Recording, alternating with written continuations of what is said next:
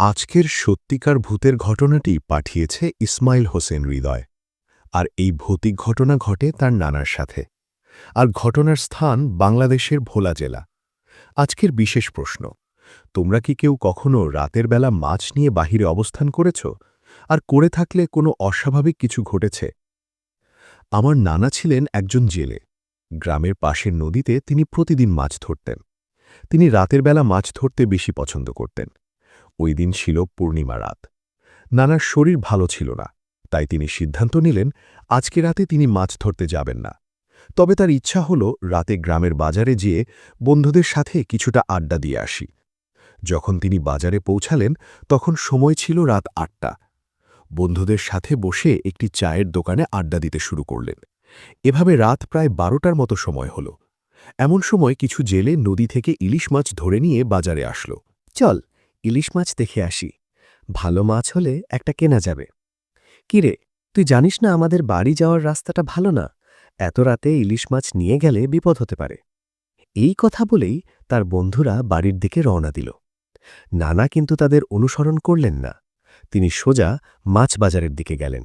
সেখান থেকে বিশাল বড় দুটি ইলিশ মাছ কিনলেন। এবার নানা ভাবলেন, আসলেই তো তার বাড়ি ফেরার রাস্তাটি ভালো নয়।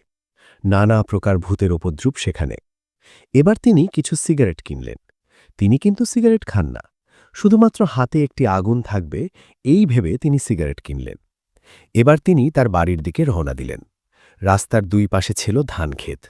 কিছু সময় পর নানা পৌঁছে গেলেন রাস্তার পাশের একটি মসজিদের কাছে। এবার তিনি সিগারেটে আগুন দিলেন, কারণ এই মসজিদের পরেই আছে বেশ কিছু তালগাছ। গ্রামের মানুষ বিশ্বাস করে এখানে ভূত বা পিশাচ বসবাস করে। এবার আবার ইলিশ মাছ নিয়ে হাঁটা শুরু করলেন নানা। মসজিদ পার হতেই তার মনে হল কে যেন তার পিছু হেঁটে আসছে।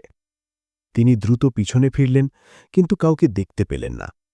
এবার তিনি মনে মনে দোয়া পাঠ করে আবার হাঁটতে শুরু করলেন। একটি তালগাছের কাছে আসতেই হঠাৎ তার সামনে দিয়ে একটি কালো বিড়াল দুই পায়ে ভর দিয়ে হেঁটে রাস্তা পার হল। তিনি মনে সাহস সঞ্চার করে সামনে এগিয়ে গেলেন। কিছুটা পথ অতিক্রম করতেই কে যেন তার কাঁধে হাত রাখল। তিনি দ্রুত পিছন ফিরে তাকালেন। আগের মতো কাউকে দেখতে পেলেন না। এমন সময় পিছন থেকে শব্দ হল, তোর মাছ দুটো আমাকে দিয়ে যা, না হলে আজকে বেঁচে ফিরতে পারবি না। নানার হাতে তখনও একটি সিগারেট জ্বলছিল। তিনি তখনও তার মনের শক্তি হারাননি। তিনি বললেন, মাছ দেব, কিন্তু আরেকটু সামনে যেয়ে দেব। সত্যি দিবি তো? হ্যাঁ, দেব। ঠিক আছে, তুই হাঁটতে থাক আর পিছনে তাকাবি না, আমি তোর পিছু পিছু আসছি। বেশ কিছুটা পথ পার হতেই আবার বাতাসের মধ্য থেকে সেই ভুতুরে শব্দ ভেসে আসল। কিরে, এবার মাছ দে। এই তো, আরেকটু পরে দেব। অদৃশ্য শক্তিটি যেন ক্রোধে বাতাসের ঝড় সৃষ্টি করল ও সেই সাথে ওপর থেকে ঢিল ফেলা শুরু করল। নানা কিছুটা ভয় পেলেন, তবে লক্ষ্য করলেন তার গায়ে কোনো ঢিল লাগছে না। তিনি বুঝতে পারলেন তার হাতের সিগারেটের আগুনের জন্যই ওই ভূত বা পিশাচটি তার কিছু করতে পারছে না। এবার তিনি দ্রুত হাঁটা শুরু করলেন। কিছু সময় পর হঠাৎ তার সামনে একটি কালো অবয়ব পথ আটকে দাঁড়াল। তিনি লক্ষ্য করলেন তার হাতের সিগারেটটি শেষ হয়ে তার আগুন নিভে গেছে। ভীষণ ভয়ে নানা এক চিৎকার দিয়ে তার বাড়ির দিকে দৌড় শুরু করলেন। বেশ কিছুটা পথ প্রাণপণ দৌড়ে তিনি তার বাড়ির দরজার সামনে এসে উপস্থিত হলেন, আর দরজায় জোরে জোরে কড়া নাড়তে লাগলেন।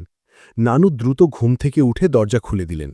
নানা তাড়াতাড়ি ঘরে প্রবেশ করে দরজা লাগিয়ে দিলেন এবং নানুকে উদ্দেশ্য করে বললেন, কোনো কথা বলার সময় নেই, দ্রুত এই মাছ দুটি রান্নার ব্যবস্থা করো। নানু বেশ অবাক হয়ে রান্নাঘরে গেলেন মাছ দুটি রান্না করতে।